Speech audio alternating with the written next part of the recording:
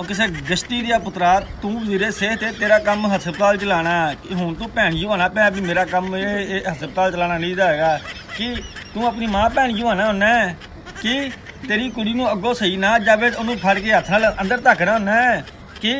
तेरी माँ दे अंदर सही ना वड़े